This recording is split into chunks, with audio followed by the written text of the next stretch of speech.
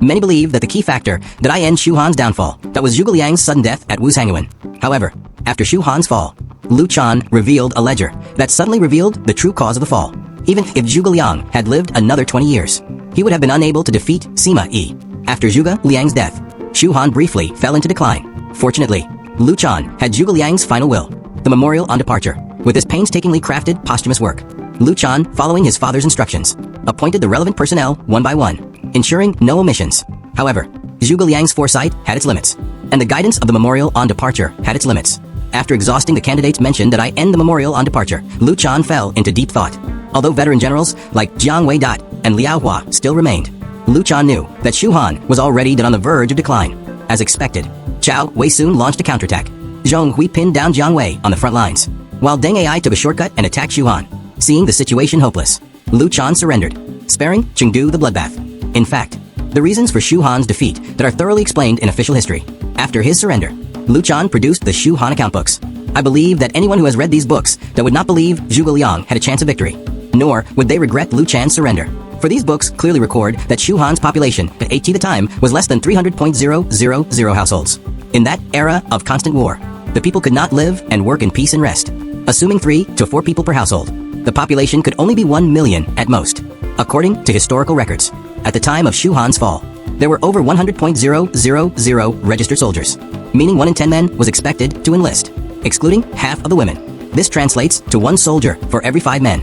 The seemingly modest enlistment rate is because it excludes children, the elderly, the disabled, and officials. Furthermore, due to years of warfare, the probability of male casualties far outweighs the probability of female casualties from illness, resulting in a gender imbalance with more women than men.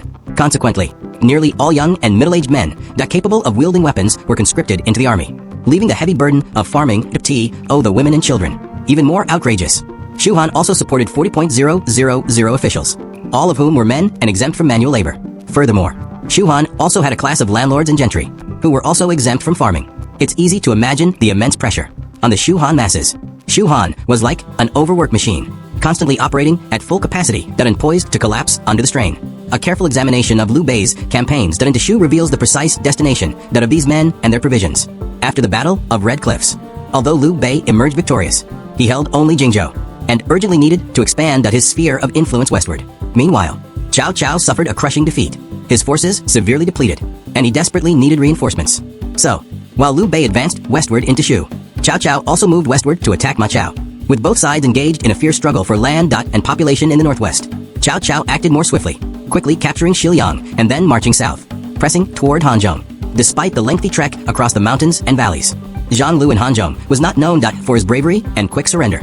Upon entering Hanzhong, Cao Cao did not plunder the city's treasures, but instead relocated a large number of its young and strong men to the central plains. Cao Cao knew that Hanzhong, as the gateway to Bashu, would provoke war, regardless of whether Liu Bei or Lu Zhang held it. At this point, Liu Bei also noticed Cao Cao's large-scale relocation, that of Hanzhong's population, and the removal of Zhang Lu's accumulated food and fodder, which deeply distressed him. After all, winning a war might only take 3 months, but food and fodder are harvested only once a year, and training a qualified soldier takes over a decade. So, Liu Bei decided to make a desperate move, leaving Guan Yu alone to guard Jingzhou, while sending the rest of his troops with him to Shu, aiming to quickly capture Yizhou. Even so, it took Liu Bei 3 years to defeat Lu Zhang and capture Bashu. Many might wonder why Liu Bei persisted in attacking Hanzhong, which had been rendered virtually deserted, to be why Cao Cao's manipulation. Even though Hanzhong was sparsely populated, it was still the gateway to Bashu. Shu Han would never rest in peace, until Hanzhong was recaptured. Therefore, Hanzhong must be captured, no matter the cost. If the attack was launched sooner rather than later, perhaps some elderly, weak, and sick soldiers could remain in Hanzhong. If it was delayed any further, Cao Cao might even have carried away the bricks of the city walls. Thus began the 2-year-long Battle of Hanzhong, a brutal battle that saw countless Yizhou soldiers killed, including the Chao general Xiahou Yuan.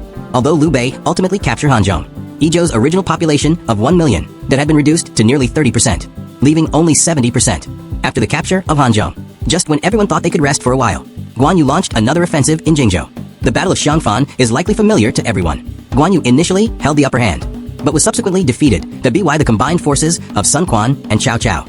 Ultimately, Jingzhou fell, and Guan Yu fled to Maicheng, where he was killed by Sun Quan. Zhang Fei, overcome with grief and indignation after Guan Yu's death, became even more violent and harsher towards his men. Observing this, Sun Quan bribed Zhang Fei's men to execute him at night.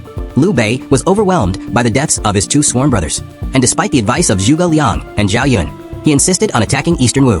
He set out with an army of 50,000, but only a few thousand returned. The rest either died or surrendered, leaving Shu Han practically without a man to rely on.